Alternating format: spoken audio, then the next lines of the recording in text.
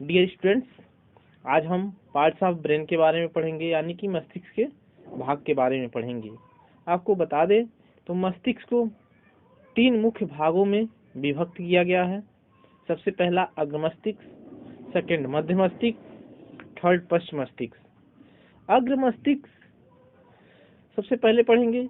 अग्र मस्तिष्क प्रमस्तिष्क, घ्राण पिंड, डायंसीफेलान और हाइपोथैलेमस से मिलकर बना होता है।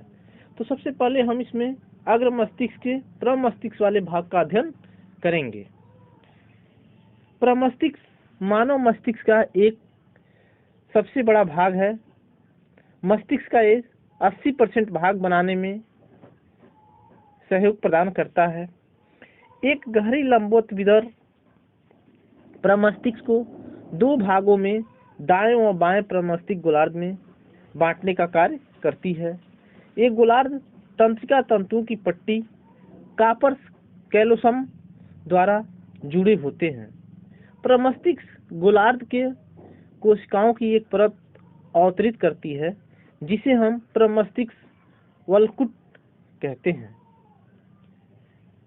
यह निश्चित गर्तों में बदल जाती है।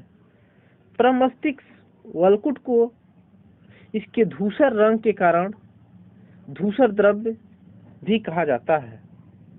तंत्रिका कोशिका काय सांद्रित होकर इसे रंग प्रदान करने का भी कार्य करती है। प्रमस्तिष्क वलकुट में एक प्रेरक क्षेत्र और एक संवेदी भाग और के बड़े भाग होते हैं, जो स्पष्ट दिखाई तो नहीं देते, न तो प्रेरक क्षेत्र होते हैं और न ही वो संवेदी क्षेत्र होते हैं। ये भाग सहभागी क्षेत्र के नाम से जाने जाते हैं। जटिल क्रियाओं जैसे अंतर संवेदी सहभागिता, समरण, संपर्क सूत्र आदि के लिए उत्तरदायी होते हैं। इस पथ के रेशे में माइलिन से अवतरित रहते हैं, जो प्रमस्तिष्क गोलार्ध का आंतरिक भाग बनाने में सबसे बड़ा सहयोग प्रदान करता है।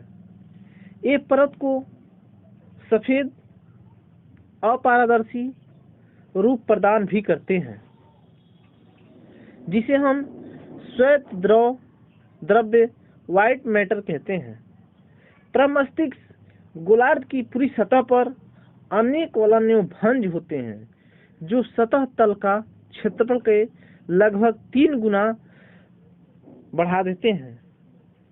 भंज के उभर के बारे में बताएं तो इनके बीच बीच खांचों को सल्सी कहते हैं।